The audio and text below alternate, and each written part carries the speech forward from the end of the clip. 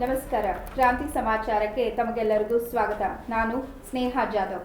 ಬನ್ನಿ ಇವತ್ತು ನಿಮಗೆ ಕುಂಭಮೇಳದ ವಿಶೇಷತೆಯನ್ನು ಈ ಮೂಲಕ ತಿಳಿಸೋಣ. ನಮ್ಮೊಂದಿಗೆ ಇವತ್ತು ಇದ್ದಾರೆ ಶ್ರೀ ಆಚಾರ್ಯ ಹರೀಶ್ ರಾಯಚೂರು ಅವರು. ನಮಸ್ಕಾರ. ಅವರಿಗೆ ಸ್ವಾಗತ ಸುಸ್ವಾಗತ. ಚಂದ್ರಕಲಾ ನಾಡಿ ಹಾಗೂ ಭೃಗುನಂದ ನಾಡಿ, ಪರಾಶಾರ, ಹೌರಾಶಾಸ್ತ್ರ, ಅಷ್ಟಮಂಗಲ ವಿದ್ಯೆಯಲ್ಲಿ ಪಾರಂಗತರಾದ ಶ್ರೀ ಆಚಾರ್ಯ ಹರೀಶ್ ರಾಯಚೂರು ಅವರು ಇಂದು ಕುಂಭಮೇಳದ ಬಗ್ಗೆ ಮಾತನಾಡಲಿದ್ದಾರೆ. ಸರ್, ತಮ್ಮ ಪರಿಚಯವನ್ನು ಸ್ವಲ್ಪ ಸವಿಸ್ತಾರವಾಗಿ ತಿಳಿಸಿ. ಅವಶ್ಯವಾಗಿ. ಮೊದಲಿಗೆ ಎಲ್ಲ ವೀಕ್ಷಕರು ನನ್ನ ನಮಸ್ಕಾರಗಳು. ಗುರುಭ್ಯಶ್ಚ ಗ್ರಹಭ್ಯಶ್ಚ ಮಯ ಬದ್ಧೋಯ ಅಂಜಲಿ ಪ್ರಸನ್ನ ಮನಸ್ಸಸ್ತೇಮ ಸತ್ಯಂ ಕುರುವಂತು ಭಾರತಿಂ ಆಪಾದಮೌಳಿ ಪರ್ಯಂತಂ ಗುರುನಾಮಾಕೃತಂ ಸ್ಮರೇತ್ ತೇನ ವಿಜ್ಞಾಪನಶ್ಯಂತಿ ಸದ್ದಂತಿ ಚ ಮನೋರಥಃ. ಇವತ್ತಿನ ದಿವಸ ನಾವು ಈಗ ಹೇಳಿದಾಗೆ ನಾವು ನಮ್ಮ ಹೆಸರು ಪರಿಚಯ ಮಾಡಿಕೊಟ್ರು. ನಮ್ಮ ಹೆಸರು ಹರೀಶ್ ರಾಯಚೂರು ಅಂತೇಳಿ. ಆಚಾರ್ಯ ಅಷ್ಟು ಎಲ್ಲ ವಿದ್ಯೆ ಅಲ್ಲೂ ಅದನ್ನು ನಾವು ಸ್ಟೂಡೆಂಟಾಗೆ ಸೊ ಯಾಕಂದರೆ ಜ್ಯೋತಿಷದಲ್ಲಿ ಹೇಗಿರುತ್ತಂದ್ರೆ ಅದು ಸಮುದ್ರ. ಸರಿ, ಈಗ ಜ್ಯೋತಿಷದಲ್ಲಿ ಒಂದು ವಾಕ್ಯ ಬರುತ್ತೆ, ಅಪ್ರತ್ಯಕ್ಷ ಶಾಸ್ತ್ರಾಣಿ ವಿವಾದಸ್ತು ಕೇವಲಂ ಪ್ರತ್ಯಕ್ಷ ಜ್ಯೋತಿಷಾಶಾಸ್ತ್ರಂ ಚಂದ್ರಾರ್ಕೋ ಯತ್ರ ಸಾಕ್ಷಿಣೋ ಅಂತ. ಅಂದರೆ ಈ ಒಂದು ಜ್ಯೋತಿಷಾಸ್ತ್ರದ ಎಲ್ಲಿವರೆಗೂ ಎಷ್ಟು ಸತ್ಯ ಅಂದರೆ ಸೂರ್ಯಚಂದ್ರ ಎಷ್ಟು ಅವ್ರದ್ದು ಪ್ಲಾನೆಟರಿ ಪೊಸಿಷನ್ ನಿಮ್ಗೆ ಹೇಗಿರೋ ಗೊತ್ತಿರುತ್ತೆ, ಸಂಚಾರ ಗೊತ್ತಿರುತ್ತಲ್ಲ, ಅದು ಒಂಚೂರು ತಪ್ಪೋದಿಲ್ಲ. ಗ್ರಹಣ ಈ ತಾರೀಕಂದು ಆ ತಾರೀಕು ಆಗುತ್ತೆ ಅಂತ. ಸೊ ಇದು ಎಲ್ಲೂ ತಪ್ಪಿಲ್ಲ, ಸೈಂಟಿಫಿಕ್ ಆಗೇ ಇದ್ದದ್ದು ಅಂತ. ಸೊ ಹಾಗಾಗಿ ಆಚಾರ್ಯರು ಹೇಳ್ತಾರೆ ಸರಿಯಾಗಿ ತಿಳ್ಕೊಬೇಕು ಅಷ್ಟೇ ನಾವು ಅಂತೆ. ಇವತ್ತಿನ ದಿವಸ ಅದರ ಮಹತ್ವನೇ ಕುಂಭದಲ್ಲಿ ತೋರಿಸ್ತಾ ಇರೋದು. ಕುಂಭದಲ್ಲಿ ಹೇಳುವಂಥ ಶ್ಲೋಕದ ಅರ್ಥ ಏನು ಅಂತಂದರೆ, ಕುಂಭ ಯಾಕಂದ್ರೆ ಅಪ್ರತ್ಯಕ್ಷ ಶಾಸ್ತ್ರಾಣಿ ವಿವಾದಸ್ತು, ಯಾಕಂದ್ರೆ ಬೇರೆ ಏನೇ ಶಾಸ್ತ್ರ ಇದ್ದರೂ ಅದನ್ನ ಶಾಸ್ತ್ರ ಸಮ್ಮತ ಇದು ಕರೆಕ್ಟು ಅಂತ ಅನ್ಲಿಕ್ಕೆ ಸೈಂಟಿಫಿಕ್ ಆಗಿ ಪ್ರೂಫ್ ಕೇಳ್ತೀರಿ. ಸೊ ಹಾಗಾಗಿ ಸೂರ್ಯಚಂದ್ರ ನಾವು ತೋರಿಸ್ತೀವಿ. ಅದರದ ಸಂಚಾರ ಗೋಚಾರ ಅನುಗುಣವಾಗಿ ಇರ್ತಕ್ಕಂತಹ ಇದು ಒಂದು ಪರಿಗಣನೆ ತಗೊಳ್ತಕ್ಕಂಥ ಕುಂಭಮೇಳ ಅಂತ. ಸೊ ಹಾಗಾಗಿ ಇದರ ಬಗ್ಗೆ ನಾವು ನೋಡೋಣ. ಕುಂಭಮೇಳ, ಕುಂಭ ಅಂತ ಯಾಕೆ ಬಂತು, ಆ ಕುಂಭ ಇದ್ರ ಬಗ್ಗೆ ಏನು ಅಂತೇಳಿ ನಾವು ಭಾಳಷ್ಟು ಮೊದಲಿಗೆ ನಮಗೂ ನಮ್ಮ ಗುರುಗಳಿಗೆಲ್ಲ ಕೇಳಿದ್ವಿ. ಸೊ ಹಾಗಾಗಿ ಮುಂದೆ ಅವರು ಕುಂಭಮೇಳದ ಬಗ್ಗೆ ಭಾಳಷ್ಟು ಹೇಳಿದರು. ಕುಂಭ ಯಾಕಾಗುತ್ತೆ, ಕುಂಭಮೇಳ ಅಂದ್ರೇನು, ಕುಂಭ ಎಲ್ಲಿ ನಡೆಯುತ್ತೆ, ಎಲ್ಲೆಲ್ಲಿ ಆಗತ್ತೆ ಅಂತೇಳಿ ಅದೆಲ್ಲ ಸವಿಸ್ತರವಾಗಿ ಹೇಳ್ತಾ ಬಂದರು. ಅದೇ ಸರ್, ನಮಗೂ ಹಾಗೆ ಎಲ್ಲ ವೀಕ್ಷಕರಿಗೂ ಅದೇ ಕುತೂಹಲ ಇದೆ. ಸೊ ಕುಂಭಮೇಳ ಅಂದರೇನು, ಅದರ ಮಹತ್ವವೇನಿರುತ್ತೆ? ಸೊ ಕುಂಭಮೇಳ ಅನ್ನೋದು ಇದು ಮೂಲತಃ ಕುಂಭಮೇಳ ಅನ್ನೋದು ಇದೆ ಅಂತಂದ್ರೆ ಬರೀ ಭಾರತದಲ್ಲೇ ಅಷ್ಟೇ, ಭಾರತದಲ್ಲಿ ಬರೀ ಭೂಮಿಯಲ್ಲಷ್ಟೇ ಅಲ್ಲ. ಮೂಲತಃ ಇದು ಹೇಗೆ ಅಂತಂದರೆ ದೇವರಿಗೆ ಏನಂತಂದರೆ ಅವರಿಗೆ ಒಂದು ದಿನ ಅಂದರೆ ನಮಗೆ ಒಂದು ವರ್ಷ. ಸೊ ಹಾಗಾಗಿ ಈ ಪ್ರಕಾರ ನೋಡಿದಾಗ ಅವ್ರು ಏನು ಮಾಡ್ತಾರೆ, 12 ದಿನ, ನಮ್ಗೆ 12 ವರ್ಷ ಆಗ್ಬಿಡ್ತದೆ. ಸೊ ಹಾಗಾಗಿ 12 ದಿನದ್ದು ಅವ್ರು ನಿತ್ಯ ಸ್ನಾನನೇ ಮಾಡ್ತಾರೆ. ಆ ಸ್ನಾನ ಮಾಡ್ತಾ ನಮಗೆ 12 ವರ್ಷಕ್ಕೆ ಒಮ್ಮೆ ಆಗುತ್ತೆ ಅದು. ಇಲ್ಲಿ 4 ವರ್ಷ ನಮಗೆ 4 ಕಡೆ ಸ್ಥಳ ಗೊತ್ತಾಗುತ್ತೆ. ಇನ್ನು ಉಳುಕಿದ 8 ಅಂದರೆ ಇತರ ಲೋಕ, ಅದು ನಮ್ಗೆ ಗೊತ್ತಿರೋದು, ಅದು ಬರೋ ದೇವತೆಗಳಿಗಷ್ಟೇ. ನಮಗೆ ಗೊತ್ತಿರೋದು ಈ 4 ಕ್ಷೇತ್ರ. ಈ 4 ಕ್ಷೇತ್ರದಲ್ಲಿ ಅಷ್ಟೇ ಕುಂಭ ನಡೆದಾಗ ಎಲ್ಲೆಲ್ಲಿ ಅಂತಂತಂದ್ರೆ ಗಂಗಾದ್ವಾರೆ ಅಂತ ಈ ಶ್ಲೋಕ ಬರುತ್ತೆ. ಸೊ ಹಾಗಾಗಿ ಅಲ್ಲಿ ಈ 4 ಕ್ಷೇತ್ರಗಳಲ್ಲಿ ಮೊದಲಿಗೆ ಹರಿದ್ವಾರದಲ್ಲಿರ್ತಕ್ಕಂಥ ಹರಿದ್ವಾರದಲ್ಲಿರ್ತಕ್ಕಂಥ ಗಂಗಾದಲ್ಲಿ ನಾವು ಪ್ರಥಮವಾಗಿ ನೋಡ್ತಕ್ಕಂತಹ ಗಂಗಾ ಕ್ಷೇತ್ರ. ಅದಾದ ಮೇಲೆ ಎರಡನೆಯದು ಪ್ರಯಾಗರಾಜದಲ್ಲಿ ಇರ್ತಕ್ಕಂಥ 2ನೇ ಸ್ಥಾನ. 3ನೇ ಸ್ಥಾನ ಉಜ್ಜಯಿನಿದಲ್ಲಿ 3ನೇ ಸ್ಥಾನ. 4ನೇ ಸ್ಥಾನ ಬರೋದು ನಮ್ಮ ನಾಸಿಕದಲ್ಲಿ. ಈ 4 ಕ್ಷೇತ್ರಗಳಿಗೆ ನಾವೇನು ಮಾಡ್ತೀವಿ, ಈ ಕುಂಭಮೇಳ ಇರ್ತಕ್ಕಂಥ ಈ 4 ಕ್ಷೇತ್ರ ಇದು ಬಿಟ್ಟರೆ ಬೇರೆ ಎಲ್ಲೂ ಕುಂಭಮೇಳ ನಡೆಯಲ್ಲ. ಇದರಲ್ಲಿ ಪೂರ್ಣ ಕುಂಭ, ಅರ್ಧ ಕುಂಭ ಇತ್ಯಾದಿಗಳೆಲ್ಲ ಇರುತ್ತೆ. ಸೊ ಹಾಗಾಗಿ ಕುಂಭದಲ್ಲಿ ಸ್ನಾನ ಮಾಡೋದ್ರಿಂದ ಅತಿ ಪವಿತ್ರ ಅಂತ ಶಾಸ್ತ್ರದಲ್ಲಿ ಉಲ್ಲೇಖವಿದೆ.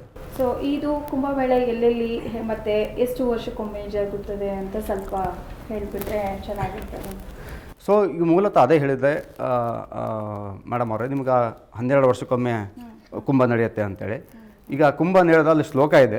ಯಾಕೆ ಅಂತಂದ್ರೆ ಇಲ್ಲಿ ಬರೋದು ಏನಂತಂದ್ರೆ, ಸೂರ್ಯೇಂದು ಗುರು ಸಂಯೋಗ ತದ್ರಾಶೋ ಯತ್ರ ವತ್ಸರೆ ಸುಧಾ ಕುಂಭ ಪ್ಲವೇ ಭೂಮೌ ಕುಂಭೋ ಭವತಿ ನಾನ್ಯಥಾ ಅಂತ. ಸೂರ್ಯ ಮತ್ತು ಗುರು ಸಂಯೋಗ ಇದ್ದಂತಹ ರಾಶಿಯಲ್ಲಿ ಸಂಯೋಗ ಇರಬೇಕು, ಆವಾಗ ನಮಗಿಲ್ಲಿ ಕುಂಭ ಅನ್ನೋದು ಬರುತ್ತೆ ಅಂತ. ಕುಂಭ ರಾಶಿ, ಕುಂಭ ಅಂದರೆ ಕುಂಭಮೇಳದ ಕುಂಭ ಅಂತ ಬರುತ್ತೆ ಅಂತೇಳಿ. ಇದು ಎಲ್ಲೆಲ್ಲಿ ಬರುತ್ತೆ ಅಂತಂದರೆ, ಮೊದಲಿಗೆ ಗಂಗಾದ್ವಾರೆ ಪ್ರಯಾಗೇಚ ಧಾರಾ ಗೋದಾವರಿ ತಟೆ ಕುಂಭಾಖ್ಯಂ ಯಸ್ತು ಯೋಗೋಯಂ ರೋಚತೆ ಶಂಕರಾದಿಭೀಹಿ ಅಂತ. ಅಂದರೆ ಇಲ್ಲಿ ಗಂಗಾದ್ವಾರೆ ಪ್ರಯಾಗೇಚ, ನಾನು ಆಗಲೇ ಹೇಳಿದ್ನಲ್ಲ, ಧಾರಾ ಗೋದಾವರಿ ತಟೆ ಕುಂಭಾಖ್ಯಂ ಯಸ್ತು ಯೋಗೋಯಂ ಪ್ರೋಚ್ಯತೆ ಶಂಕರಾದಿಭಿ ಅಂತೆ. ಸೊ ಹಾಗಾಗಿ ಇದು 4 ಕ್ಷೇತ್ರದಲ್ಲಿ ಯಾಕೆ ಆಗ್ತದೆ ಅಂತ ಹೇಳ್ತಕ್ಕಂಥ ಇದು ವಿಷಯ ನಾನು ನಿಮ್ಗೆ ಹೇಳಿದ್ದೆ.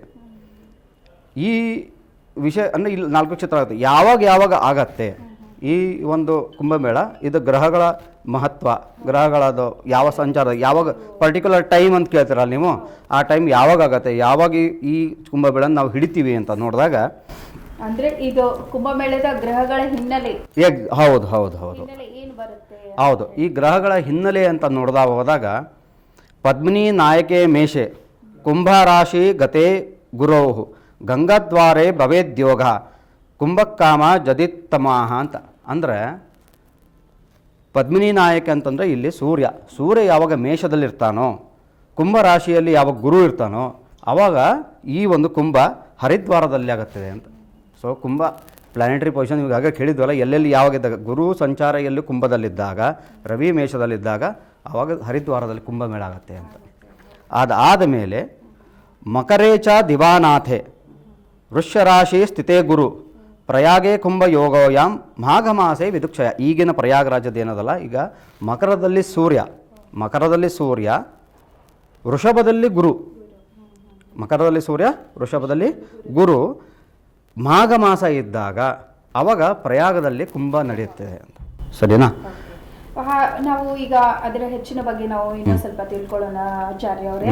ಇವಾಗ ಕುಂಭ ಸ್ನಾನ ಹೇಗೆ ಮಾಡಬೇಕು? ಯಾಕಂದ್ರೆ ಜನರಿಗೆ ಗೊತ್ತಿರಲ್ಲ, ಅಲ್ಲಿ ಹೋಗಿ ಬರ್ತಿರ್ತಾರೆ. ಆದ್ರೆ ಯಾವ ತರಹದ ಪದ್ಧತಿಯನ್ನು ನಾವು, ಯಾವ ತರಹದ ನಿಯಮವನ್ನು ನಾವು ಅನುಸರಿಸಬೇಕು ಅಂತ. ಸರಿ. ಈಗ ತೀರ್ಥ ಸ್ನಾನ, ಕುಂಭ ಸ್ನಾನ ಬಗ್ಗೆ ಮಾತಾಡಿದ್ರಿ, ಭಾಳ ವಿಶೇಷವಾಗಿ ಇರೋದೇ ಅದೇ.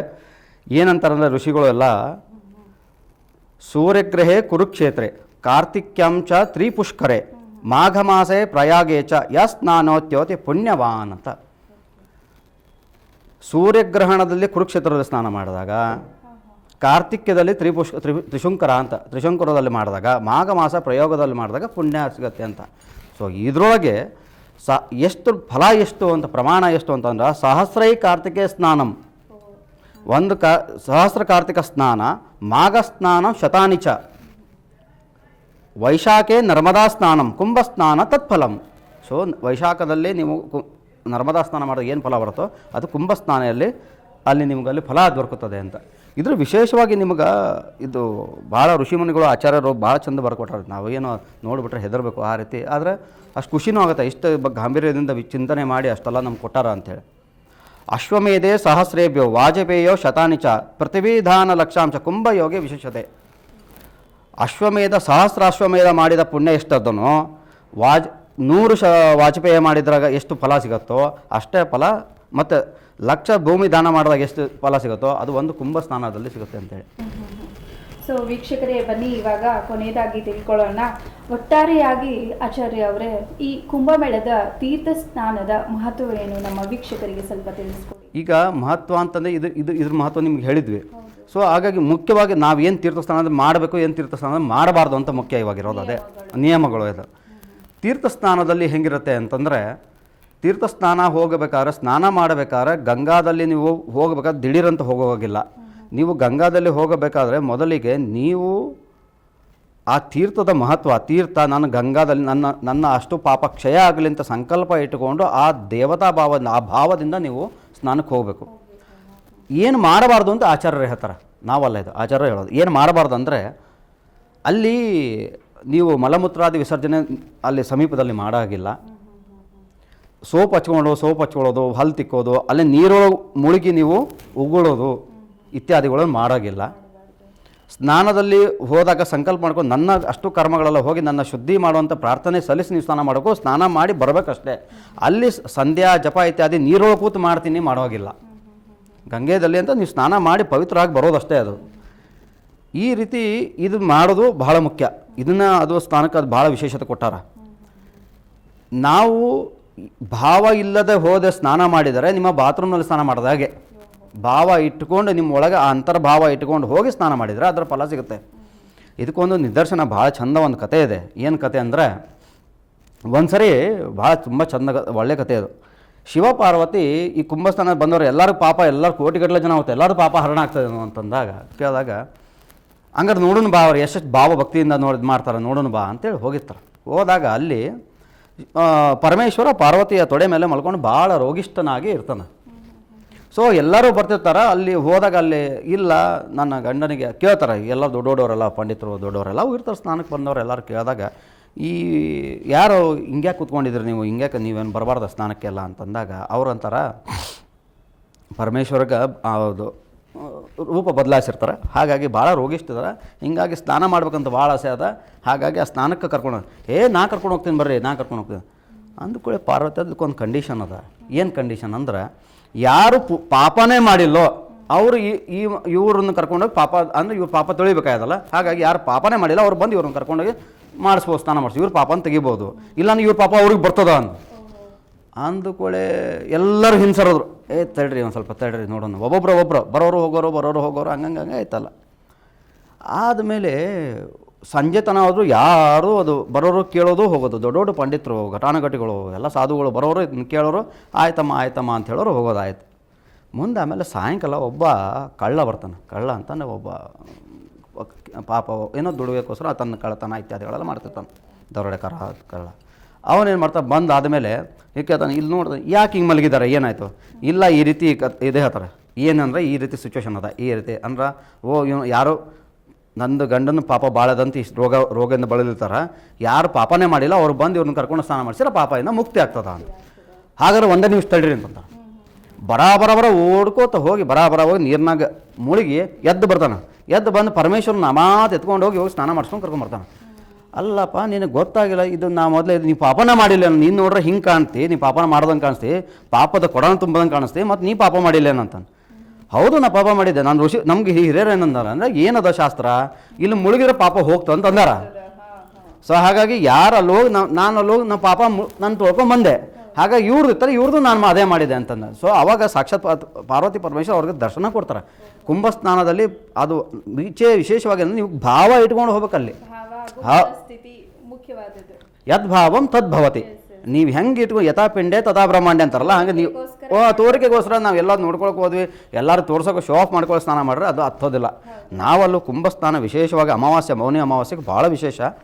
ಎಲ್ಲದಕ್ಕೂ ಅಮಾವಾಸ್ಯೆ ಕುಂಭದಲ್ಲಿ ಬರ್ತಕ್ಕೆ ಎಲ್ಲ ಅಮಾವಾಸ್ಯೆ ಸ್ನಾನನ ಭಾಳ ವಿಶೇಷ. ಸೊ ಹಾಗಾಗಿ ಆ ವಿಶೇಷ ಕುಂಭಸ್ನಾನದಲ್ಲಿ ಯಾರು ಅವ್ರ ಗಂಗೆಯಲ್ಲಿ ಅಲ್ಲಿ ಗಂಗೆ ನರ್ಮದಾ ಮತ್ತು ಗಂಗೆ ಯಮುನಾ ಮತ್ತು ಸರಸ್ವತಿ ಅಲ್ಲಿ ತ್ರಿವೇಣಿದಲ್ಲಿ ಯಾರು ಮುಳುಗಿ ಎದ್ದು ಅವರು ಅಷ್ಟು ಪಾಪಗಳೆಲ್ಲ ಕ್ಷಯ ಆಗ್ತದೆ ಅಂತ ಹೇಳಿದಾರ ಮೇಲೆ ಆ ಭಾವದಲ್ಲಿ ನಂಬಿ ಯಾರು ಮಾಡ್ತಾರೆ ಅವಶ್ಯವಾಗಿ ಈ ಪಾಪದಿಂದ ಮುಕ್ತಿಯಾಗಿ ಮತ್ತೆ ಅವರು ತಮ್ಮ ಪುಣ್ಯ ಸಾಧನೆ ಮಾಡಿ ಅವರು ಬೆಳಿಬೋದು ಅಂತ ಹೇಳೋದು. ಇವತ್ತು ಈಗಿನ ಮಠ ಕುಂಭಮೇಳ ಎಂದರೇನು, ಹಾಗೆ ಅದರ ಮಹತ್ವ, ತೀರ್ಥ ಸ್ನಾನದ ಬಗ್ಗೆ ಸವಿಸ್ತಾರವಾಗಿ ಹೇಳಿದಂಥ ಶ್ರೀ ಆಚಾರ್ಯ ಹರೀಶ್ ರಾಯಚೂರ್ ಅವರಿಗೆ ತುಂಬ ಧನ್ಯವಾದ, ನಮಸ್ಕಾರ. ಇದಿಷ್ಟು ಆಚಾರ್ಯ ಹರೀಶ್ ರಾಯಚೂರ್ ಅವರ ಮಾತಾಗಿತ್ತು. ಧನ್ಯವಾದಗಳು.